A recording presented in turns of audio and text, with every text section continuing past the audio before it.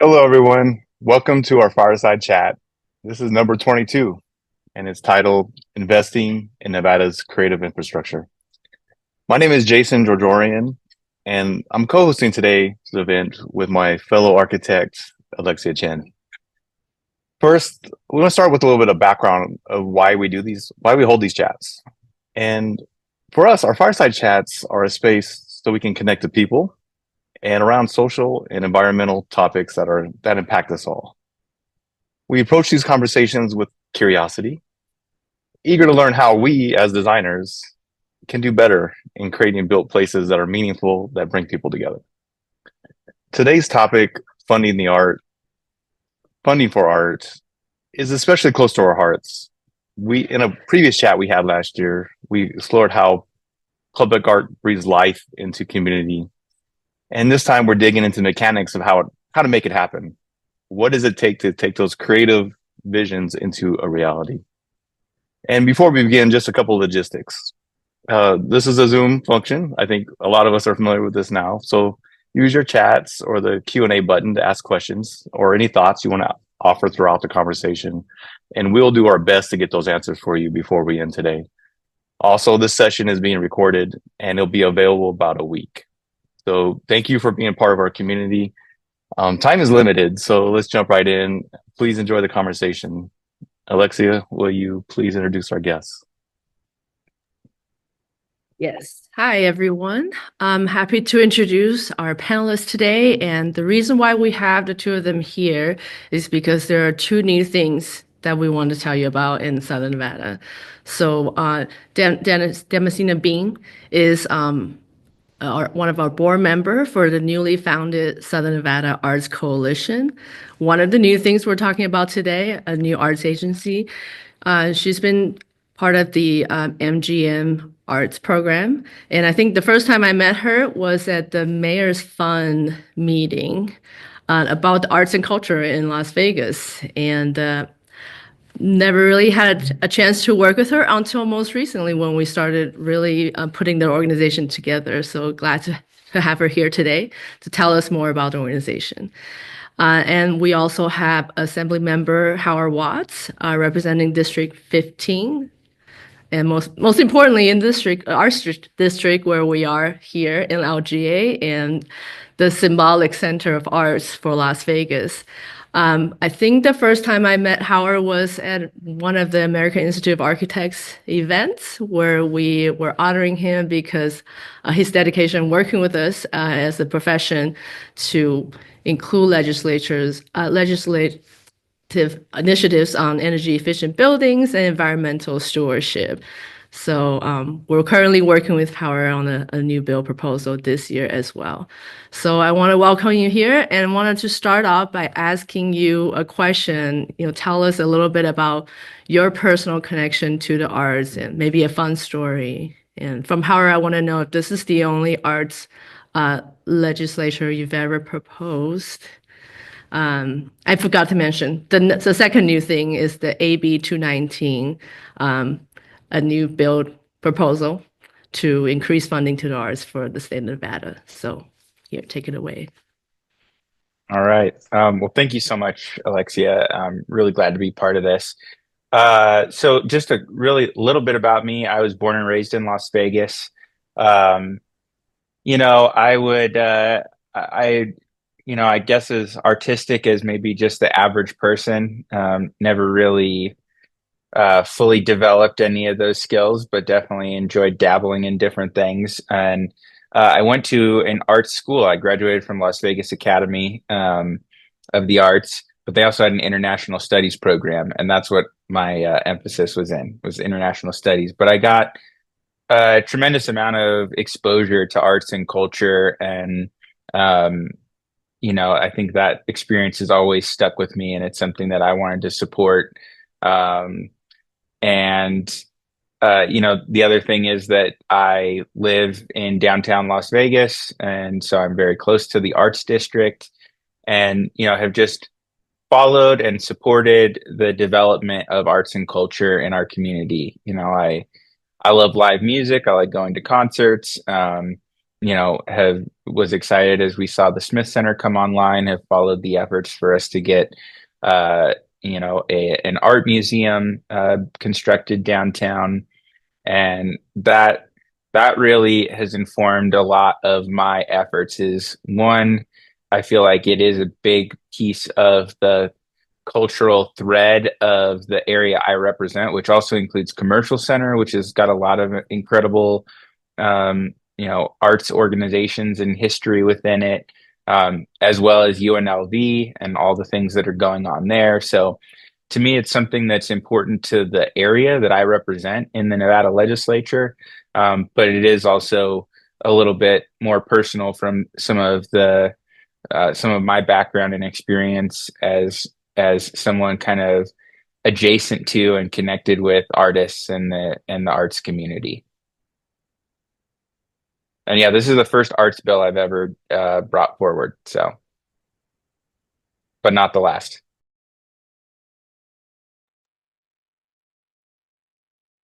Um, so I grew up in Detroit, although it feels like Vegas is very much home, and as if I've always been here. But I grew up in Detroit, and art was always embedded in my life. From my mother to my family, we're all artistically inclined, and so I went to school in Chicago. I studied sculpture. I was a metalsmith and moved around for a bit, landed in Las Vegas, went back to Chicago for graduate school, where I studied, I have my master's in museum and exhibition studies. And then Vegas called me back. So I moved back here and and started working for MGM Resorts, and became the director of art and culture for the entire corporation. Um, and in terms of Las Vegas art scene, before I went to graduate school, one of actually my starts were in there was a gallery called Centerpiece that was at Aria. And after Centerpiece closed, I started working at the Contemporary Art Center of Las Vegas, CAC, which had been around for 25 years, is one of the oldest nonprofit art centers in Las Vegas before it unfortunately closed. And those were sort of my bones into the art world and arts administration, before going to graduate school. Great. So as Jason mentioned, we had a fireside chat last year where we had Mickey Sproat from Clark County and Michelle Quinn from Institute of Fine Arts to talk about the importance of public art. And we kind of ended the conversation on advocacy. I think in the last few City of Las Vegas Art Summit, there's been a lot of talk about that. It's the first time that the whole Las Vegas arts and cultural community came together. And when we all kind of collectively realize that we haven't been doing enough of it.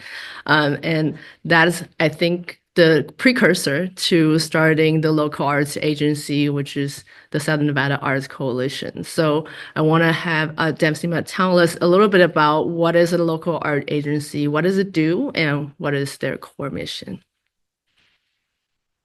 Yeah, absolutely. Thank you.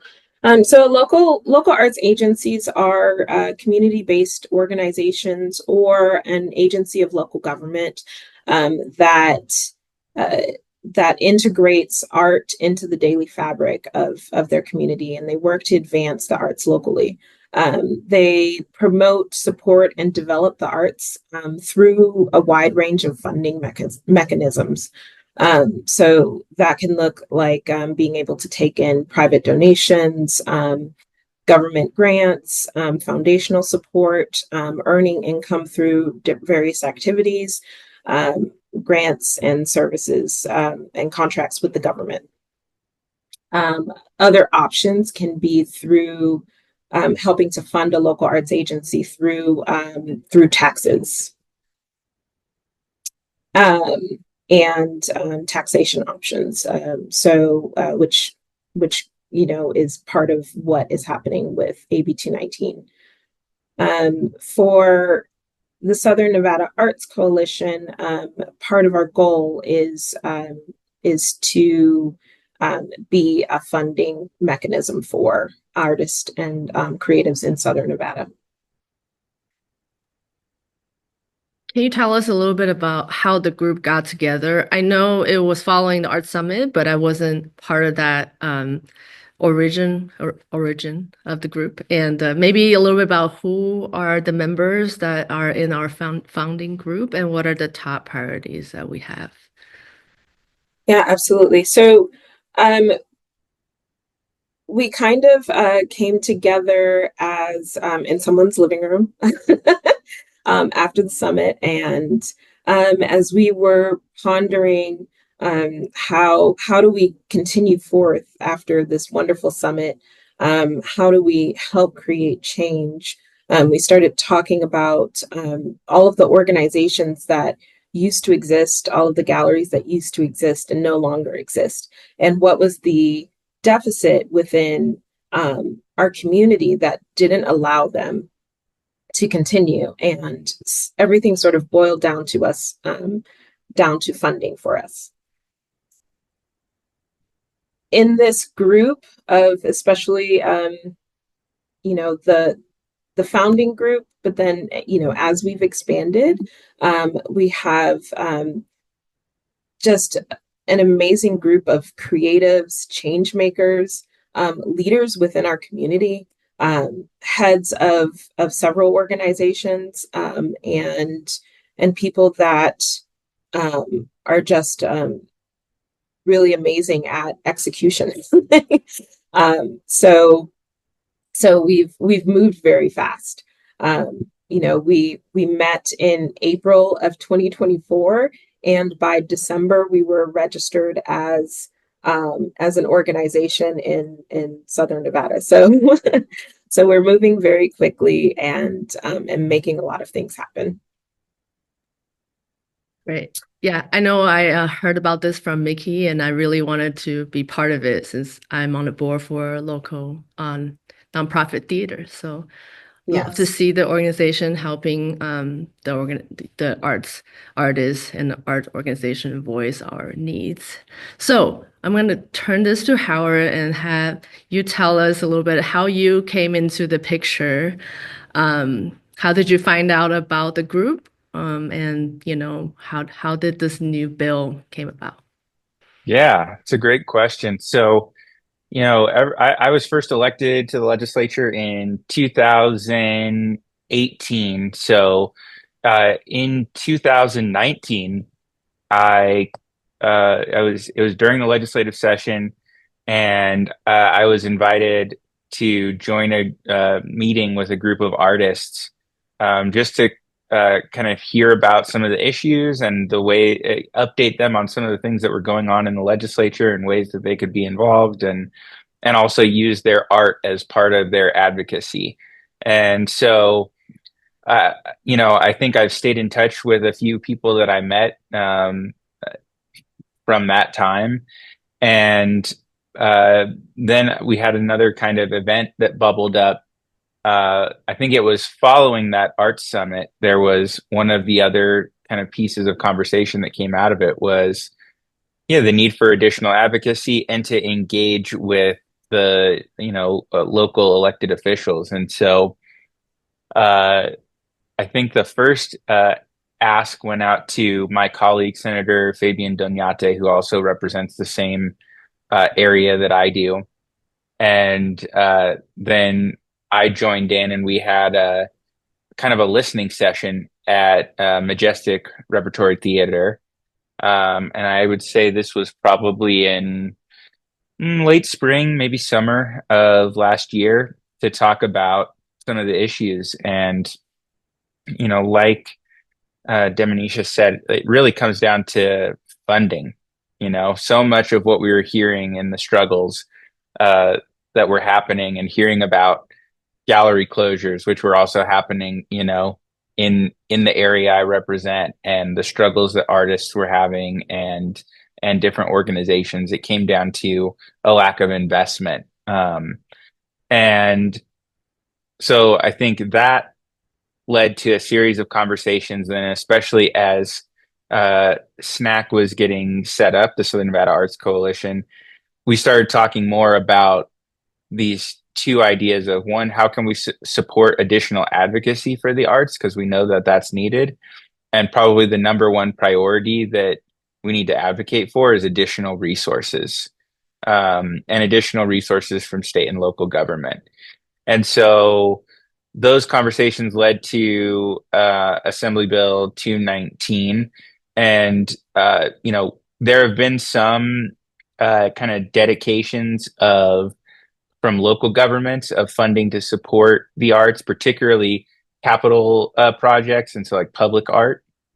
But the state's contribution has been kind of lagging. It depends on how much money we have. We have a state arts council. They do provide some direct grants, but they have to cover the entire state. There's been some concerns about Southern Nevada getting enough support through that. And again, they just don't have the dollars at the end of the day. And while they have some money kind of set aside as a state agency, they also get $150,000 a year in revenue from the live entertainment tax, a tax that's generated by the creative, artistic, performing community. And so through those conversations, we thought, and by the way, that is a tax, it's around 9%, I think, and it generates currently about $200 million per year in revenue for the state, most of which goes to support lots of great things. Education, healthcare, public safety is probably 90% of the state budget. But we thought, what if we could move that to just 1%, and reinvest that money back into the arts and creative industry that's also generating that revenue? And so that's what is the really fundamental concept of AB 219, is adjusting that amount so that 1% of the revenue generated by the arts gets reinvested back in the arts. It would go through the Nevada Arts Council, since that's already kind of set up in law. And the goal is to get a significant boost in grants and financial support to artists directly and arts organizations who, again, are also the experts and can support artists on the ground, but also provide that advocacy and additional support and service to folks right in the communities where they live. So that's kind of how the bill idea came forward. I introduced it. We had a hearing in the Committee on Revenue. I thought it went really well. There was tremendous support for the bill, and so many people, from across the state came out in support of it, because there's a recognition that there's resources needed across the entire state, and there are local arts agencies across the state, and these are issues that everybody's struggling with, and the only real solution is to increase the financial support that's available. So we had a great hearing. We are hoping to get that bill voted on out of the Revenue Committee by next week. Then, because it has a budget impact, it's going to go to the Ways and Means Committee, which is basically our state budget committee. And that's really, that is the next step. And honestly, that's the main challenge that we're dealing with right now. Obviously, there's a lot of uncertainty. There's uncertainty with things happening in Washington, D.C., the impacts that's going to have on the state. I just saw on my phone today that now there's a new tariff that's been levied on all foreign auto sales. And Las Vegas is particularly vulnerable to that, right? If the cost of everything goes up, then the amount of money left to spend on a trip to Las Vegas goes down. And that means less revenue for the state. So there's a lot of concern that we're going to have to make budget cuts, and that's the biggest hurdle that we have to overcome. But I will say, I think it was a great hearing for educating people about just the issue and the need and the value that the arts provide to the community. And I look forward to keeping up the effort to try and get this across the finish line. I think, just to add, I think Also, what was really wonderful about that hearing and about this entire process has been to see so many different factions of the art community come together. Often, you know, the writers are over here and theaters over here and the artists are over here, and you know, there isn't as much, and the musicians are, you know, over there doing their thing. But around this bill, and as we think about um, the creative capital that is creating, you know, the funds for, you know, the tax, which, by the way, I just bought tickets to the Queen's Four Legends one stage, and LET was a whole other ticket. So I was hurting from that tax, then to think that it's not coming back to, you know, our theater people, our musicians, our visual artists, and coming back to our community in the way that that it should, although it's, you know, being made off of the backs of our creative economy. It's astounding. So yeah, I think, you know, and in terms of Southern Nevada Arts Coalition, you know, we are, so much of the work that we are doing is to you know, help Assemblymember Watts help you advocate, and pull the people together, help create and build the network. But also, if this bill doesn't pass, we continue to go, right? We continue to fundraise. We continue to write grants. We continue to figure out different avenues for funding to come to Southern Nevada. Northern Nevada and some of the rural areas, you know, they've had many years of being loud, and having the infrastructure through local arts agencies. Southern Nevada, we do not have a regranting agency, and that's where SNAC comes into play, and is going to, my hope, be so important to the growth of our creative economy down here. Yeah, I think it's been a tremendous learning experience for all of us here to learn how to advocate and even understand how the process of a bill draft goes through and the different steps that have to take. And we were, you know, glad to be able to mobilize all the artists to come out to help us testify at the hearing, and also to talk to the Northern Nevada Arts Agency to see what they've been doing. And a lot of learning, you know, I think as a community, they meet once a month on those meetings. If we could do that consistently down here, probably could make a lot of positive change. So, Jamesina, could you tell us a little bit about what are the ideas, you know, if we do get this increased funding, what are some of the tangible impact that individual artists and or arts organization can seek from this, if this bill does pass? Yes. So we're still working on, you know, outlining some of our grant structures, or our grant goals, but uh, loosely, I would say we are thinking about and working towards creating funding for artist-led creative businesses, businesses that cannot accept or apply for grants because they don't have a nonprofit status.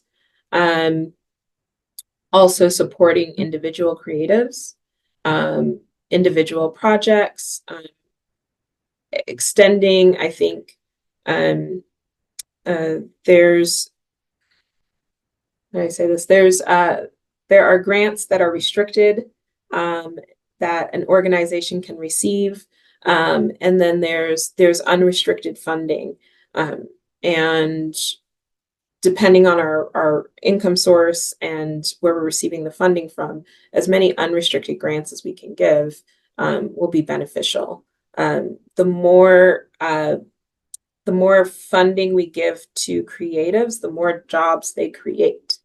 It's actually a 2-to-1 ratio, that an artist will hire more artists. A theater company will hire actors and musicians and various people to put on the show, production staff. These areas will help to build a stronger arts district. There's not much art in the arts district these days. It would be great to bring it back. How can we help support galleries? The one gallery, notable gallery we had was Priscilla Fowler Gallery, right on Main Street, and she couldn't keep her doors open because of price increases for rent. What does that look like for us to be able to offer a grant that helps with just organizational support to help keep some of these businesses alive? In Orleans Square, we've had several artist-run spaces that either had to move or had to shut down completely. And so how do we support some of those spaces? There's also several small, again, artist-led organizations, one called Scrambled Eggs. One of the things, and maybe people know Manny, and it's a big group of young arts artists and administrators and people that want to make a change. What does it look like for us to be able to help them sustain, help them with that type of funding? So that's one of the ways that we're looking at things.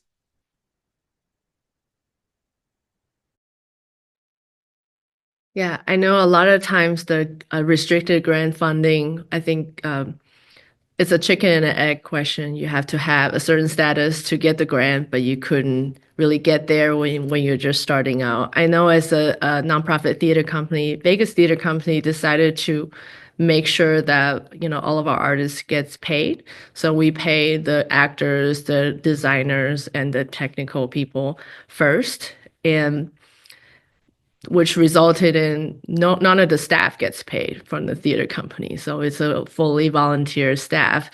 So when I was talking to Nevada Arts Council about operational grants, the challenge is we have to have, people, a record of people on W-2s before we can apply for that grant. Even though we've been paying people in other ways. So that's one of the challenges that we face as a nonprofit organization.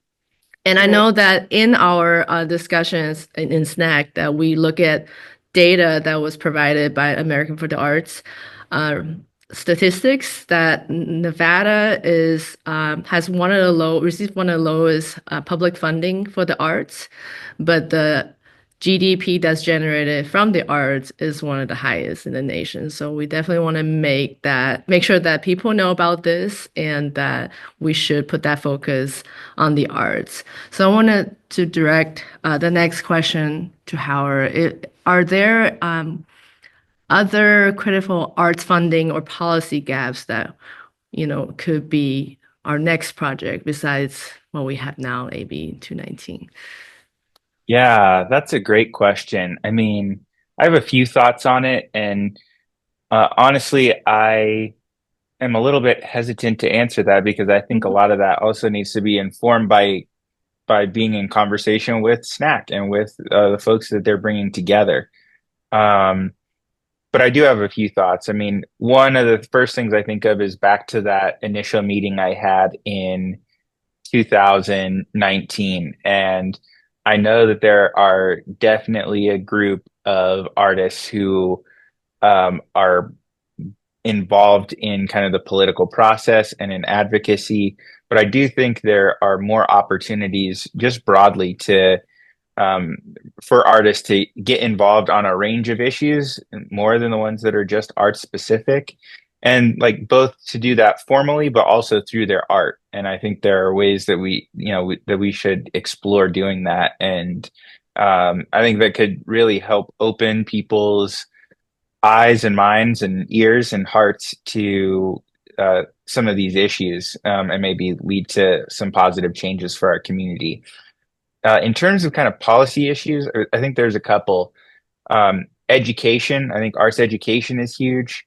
Art probably from kindergarten through middle school, art was one of my favorite parts of a school day. Probably that and recess were my favorite things. So, um, the more that we can do to make sure that there is the opportunity to explore all kinds of different artistic expression in our education system, as well as I've had the chance to go and see the Bus to Barrack program where they help get students to come and see what a gallery space is like and how, they're kind of learning how to interpret art and how to be present in a gallery space. And then they get to do an art project as well. So I think the more that we can do to also, kind of facilitate those experiences, I think is incredible.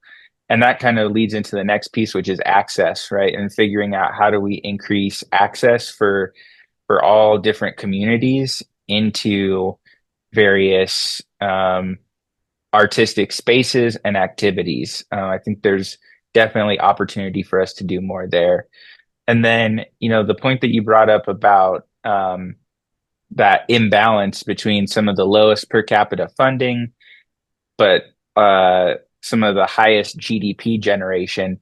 This is just an issue that we have at the state in general. We're a very low tax, low revenue state. And that also carries into we have some of the lowest volunteering rates per capita. We have some of the lowest rates of nonprofit organizations per capita. And so I think there are some things, funding is key, but there are also some other things that we could do to figure out how do we support nonprofit organizations in the community. So those are things that I think would be really beneficial. I appreciate you bringing up education. Science, technology, uh, engineering, and art, and mathematics. STEAM education actually is one of the strongest learning systems. As soon as you introduce art and creative thinking into business, into science, into every aspect of our lives, you get something. You always get better. You always get new ways of thinking about the world, new ways of thinking about the problem. And with us being, what are we, number 47 in education across the country, we definitely need more investment in education and art and to bring up a new generation. Dennis, that's a great point. It makes me think also a lot of our artists are our best teachers, right? And so how do we support them in teaching and raising the level of education in our community and for that creative thinking? We do have a question, and it's kind of going back to the funding and maybe some of the challenges. It's getting back to the challenge side, a little bit of funding. The question is, why is art always the last to be funded? And how do we change this in the future? Oh, that's a great question. And I feel like if we had the answer figured out, then it probably wouldn't be a problem still. I'll give kind of my take. Obviously, I think you can tell I'm passionate about it, but I also think I can understand the place that other people are coming from. And so let me just pick up the thread on what I said. We don't have a lot of money as a state. You know, uh, and so we have to be very picky about where we spend those dollars. So let me give you kind of a big picture of the state budget. About 50% of it goes to education, both K through 12 education and higher education. As you all know, we're not even at the national average in K through 12 education spending. So, but that, collectively, public education takes up 50% of our budget. Another 30% or so of the budget is dedicated to healthcare, a range of different healthcare services, especially for our most vulnerable folks and our low income families. And then probably another 10% goes to a variety of public safety initiatives, whether it's some of our state law enforcement or some of our infrastructure and things like that. And so if you add all those things up, that's 90% of the budget. And that, you know, Mhm. that leaves very little left, right? 10% for everything else. And you might, obviously those are big, important things, but there is a lot out in this world that is not covered in those categories. I'm really passionate about environmental conservation. That is not in one of those three, categories.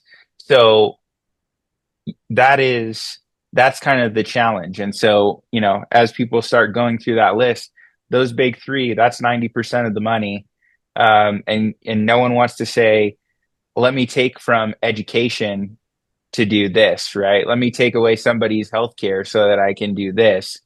And so those are some of the dynamics that lead to art constantly being towards the bottom of the list of, well, if we're able to, and when we get more money, it's let's put more money into education. And again, not saying that's wrong, but it definitely makes it a challenge. And so I think part of that is, and this came up during the hearing too, art is education, art is healthcare, art is public safety, art is all these different things. It's community, right? And so I think the more that we lift this up as not being a separate thing, but as being part of the thread that ties us together as a community, that's probably going to be how we make a difference.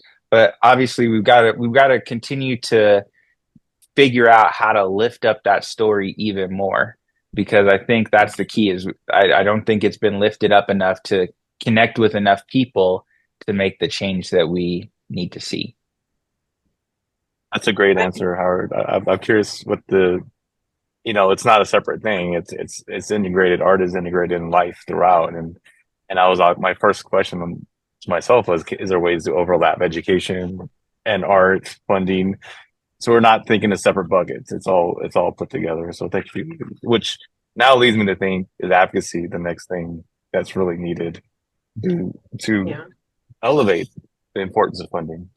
Well, and I would add too that there's community-wide there's a lack of understanding about the arts, and a lack of appreciation and a lack of philanthropy.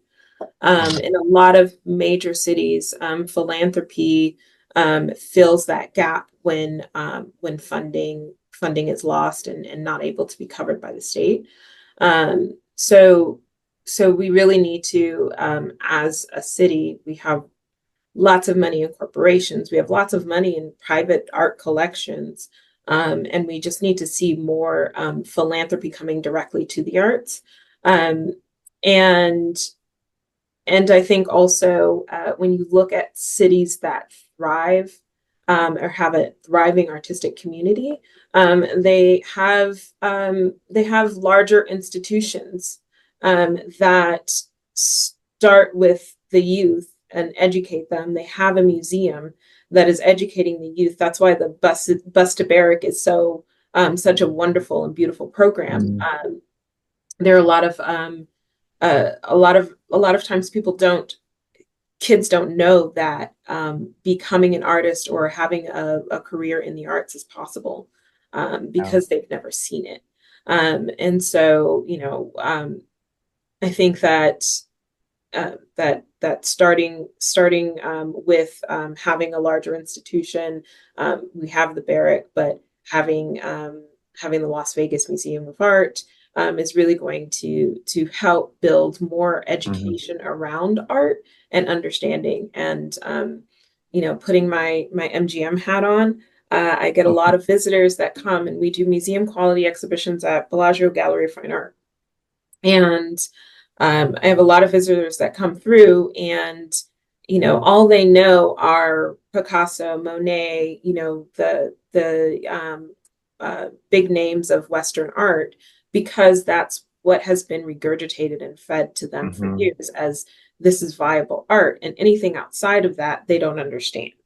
But when we take the time to talk about, this is what abstract art is, this is what jazz is, this is what Chinese photography looks like, when we take the time to explain it to people, they gain a new appreciation.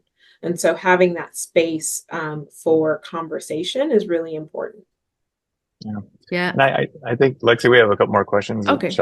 One I of just them's want kind to of add a related. quick story to the education bit. I learned in Cincinnati when I was there for a conference that there's a mural nonprofit which they fundraise and they work with the landlord to provide the wall, and they work with youth in the city to create and learn from professional mural artists. And sometimes these kids might be, one of the the taggers out there, and instead of get them in trouble, they get them in the program and have them work with some renowned artists, and now they become part of that program. They teach and they're artists and they're practicing this art business. So I think we definitely need to up the conversation about how art is not luxury, and it's actually how we raise the quality of life and keep people out of trouble and give us all a better kind of well-being in the community. Go ahead, Jason. Oh yeah, I think Damascena, you mentioned the Busta Barrick, and Alexa, you kind of put another example. But we do have a question about strategies to ensure that the fund reaches underserved. I like the word underrepresented communities where access to arts is often limited. I know there's been maybe some examples you give, but I'm curious if there's any more that you can offer. Um, Uh, Go ahead. go ahead, Or, Damascena. no, go ahead. Well, I don't have examples to share, but I think about this from a policy standpoint, and it's always difficult. It's a passion of mine to figure out how we build equity into some of these things. And yes, I know now there's a lot of different terms, and sometimes people feel strongly, right? Historically marginalized, historically underrepresented communities. But we want to make sure that everyone's got access, right? That's the bottom line, and that no one's being left behind or cut out. And so, I do try and think about, if, for example, in Assembly Bill 219, we don't have anything that explicitly requires it in there right now. I think the number one priority is to get the resources in. And provide an opportunity to figure, to see how that goes.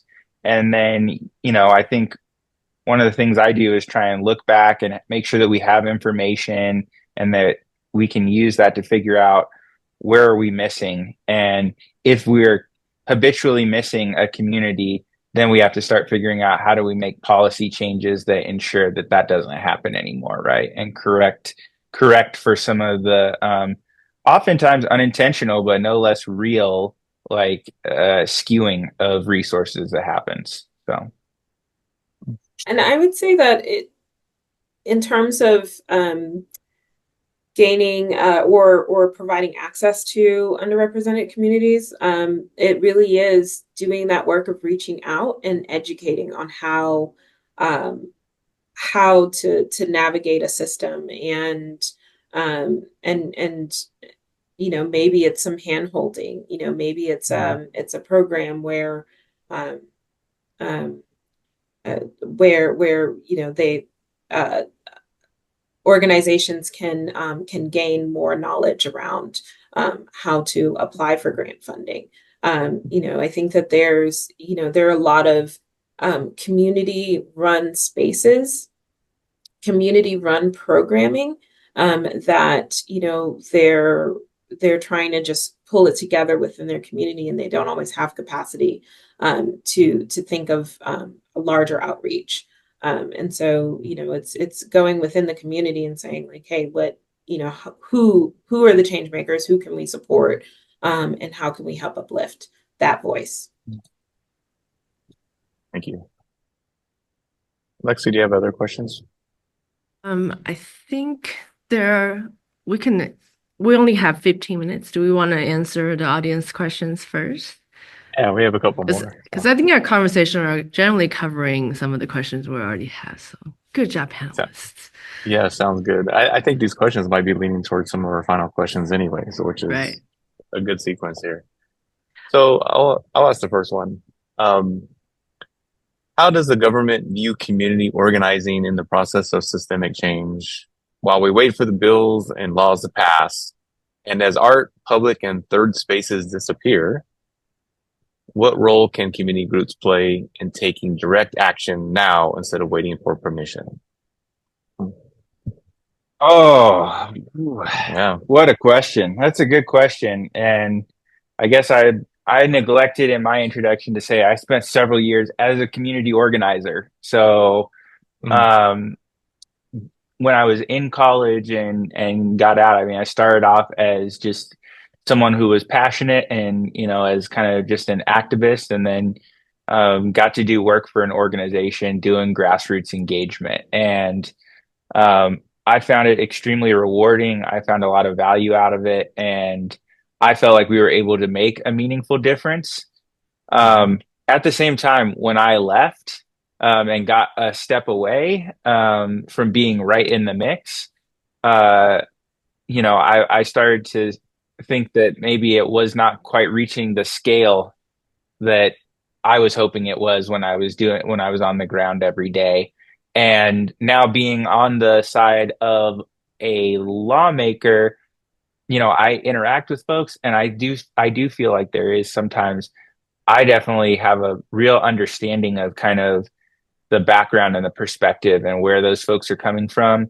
And I think some other folks do, some there's a lack of awareness, and some there really is kind of a discrimination that it's like unrefined or unprofessional in some way.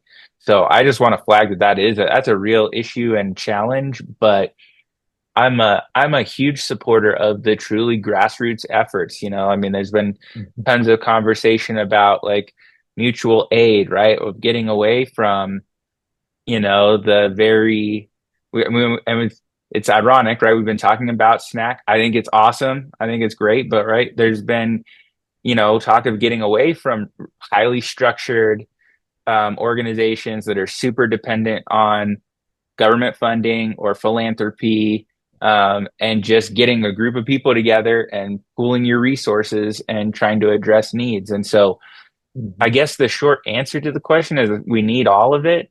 Um, and so getting into the deep, like I would be glad to have a much deeper conversation because that's a really deep question. But I think we need all of those things. We need folks that are willing to think outside the box about how to try and tackle issues immediately because government is a grind. And honestly, state government, it moves at light speed compared to the federal government right now, right? In terms of effectiveness and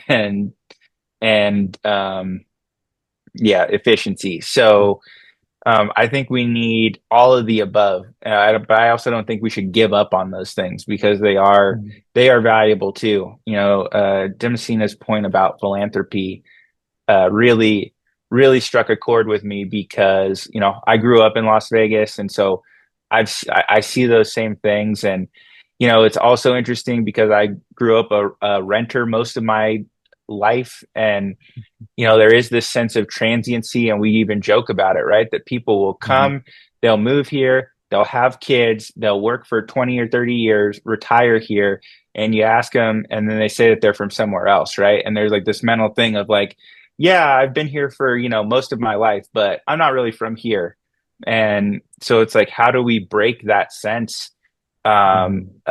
Because there is that financial resources here. How do we get people to realize that they need to invest it here and that here is home? I think arts and culture is key, right, to breaking that vicious cycle and getting that, and I think some of those infrastructure pieces like the arts museum and other things will hopefully help get us to that critical mass where people understand that this is home and this is a community just as vibrant as any other and they need to invest in it. Yeah. Can I add that I think creative placemaking um, is also a really important faction of the arts community. So there's a team member of mine who has the Cloud House, and they literally turn their garage into a makerspace or Mhm. they invite people to come over and bead and to make crafts, and they offer resources within this space, and it's they take donations in terms of things, and then try to reallocate them to their neighbors, their community, anybody's welcome. They've even like helped someone with their resume. It doesn't, community work doesn't have to be, to your point, Howard, a structured organization, right? It can literally Mhm. be opening your door. And I worked for an artist named Theaster Gates when I was on the south side of Chicago. And I ran the community engagement and programming portion of the nonprofit organization. Um, and his organization literally started from him buying a house, opening in a really rundown neighborhood, opening the doors while he was playing music and allowing his neighbors to come in. Mhm. And then creating place and like feeding and helping the neighborhood in these sort of ways. And then as his organization expanded, as he bought more houses because they were super cheap at the time, um, he brought more eyes to what was happening in this neighborhood that was historically underserved. So it can be as simple as that. Yeah, I wanted to going, on the back of what you just said, Vegas Theater Company, when it was founded, I think 23 years ago, was in somebody's garage, and it was performing in whatever space that will allow them to perform, and which is why it used to be called Cockroach Theater. And the desert hasn't killed us yet. We're still around and trying to survive. But the organization has grown, and now we're looking to doing bigger things. And so I think one of the questions, it's similar to the question that was just asked. There's another question here. How do community members, artists, and supporters advocate for funding and development of the arts in our community? And I wanted to say that we throw in a little link in the chat of who's your legislator link. I want to say that, this is the first time I've been involved personally in the advocacy, especially at the state legislature level. And a lot of us, I think, it's the first time for us doing this work.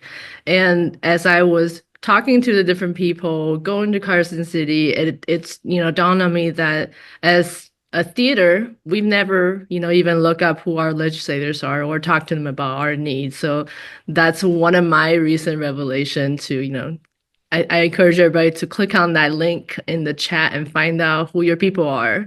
And if you are looking for something, maybe you should pick up the phone and call them or email them. Yeah, I would just say that especially at the state level and some of the local level too, you can reach people, and you know it's way more impactful to have somebody send an email or a phone call or whatever it is and say, "Hey, this is who I am. This is what I'm doing. This is the issue. Can you give me some information? Is there anything you can do to help?" That's way more impactful than me getting 500 of the same like form emails because you click to like sign a petition. Like like any engagement you do is great, but like that just tells me that yeah, 500 people generally like feel this way about this thing. But when I hear about somebody and it's somebody that I represent, and it's like, hey, can you come check this out? Like that is so much more engaging. And I say, if you want to get involved with this, you got two folks with the Southern Nevada Arts Coalition on this chat, and so make sure you figure out a way to stay plugged in with them and help support that organization as well. Snackforarts.org. SNAC. Love the story about doing it at home. It doesn't, create your own space. It's a beautiful story. And I will say, there's state governments, there's also local governments, there's council, there's commissioners. Um, there shouldn't be any public project that gets built in our city without some connection to public art, right? And It just takes showing up to a public meeting. Everyone's invited to that. Do we have, we answered that question. There's a bonus question. We do have a bonus question. Maybe we have two questions. Maybe the first one could be a quick answer if there is one, and then we can get to the final question. The first one is there a dollar amount for what the 1% is equal to? And how do we make sure they're allocated? If there's a fairly quick answer for that, I'm not sure there is. Yeah, I can give a quick answer. So, 1%, like I said, it varies, right? But currently, it brings in about $200 million a year. 1% of that is $2 million. So $2 million per year. How do we make sure that it's allocated properly? We're working on that. So that's what I'll say to keep it quick on that point. Thank you for that. Alexia, you want to have the honor of asking the last question? Yeah, so the last bonus question, this is the real bonus question. What is one local artist you have been liking and enjoying their work? A free plug for local artists. Okay, well, I'm going to cheat and go first, and I'm going to pick two. So I love everything that Fawn Douglas does, New Art, located, again, right down the street from my house.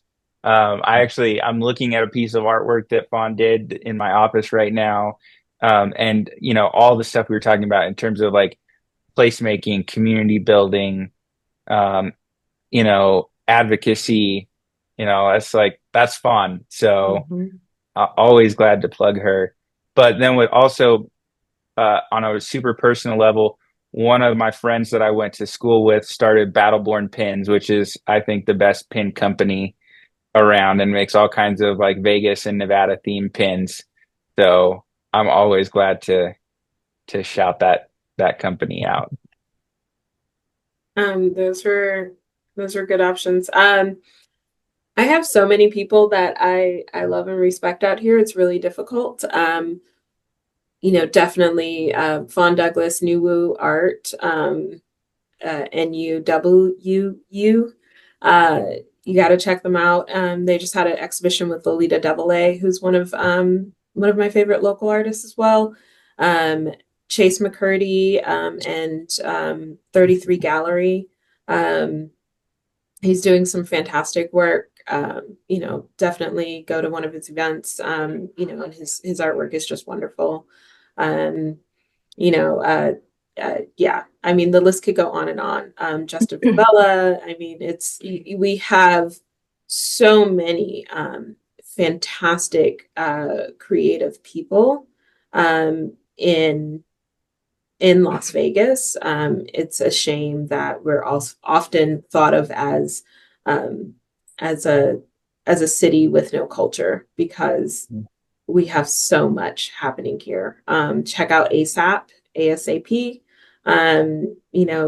There's just so much great work happening in Las Vegas. I hope this all shines a light to it. Right, you both took both of my answers, Fawn and Chase McCurdy. By the way, 33 Gallery, Chase is having a reception, first time in 3 years. So this Friday, 5:30. Look it up. Yeah. Alexia, do you have one? You might as well throw it in. Oh, well, I already plugged my own organization, Vegas Theater Company. But I also maybe give a shout out of LGA. We started our own little gallery, The Alley, because we have an interesting space in our office and opportunity for art. So we have opened our first gallery exhibit last month, and we'll have a new one this month. We'll probably send out some information along with the webinar and other supplemental links after this chat. So it's wonderful to have you here. It was a great conversation, and I wanted to urge all of our audience to let your friends know and send them that link to find out who your legislator are and give them a call to help us get out of committee next week. Support AB 219. Thank you to our panelists, and thank you all for joining us today. Thanks everybody. Thanks for having us. Thank you. Thank you.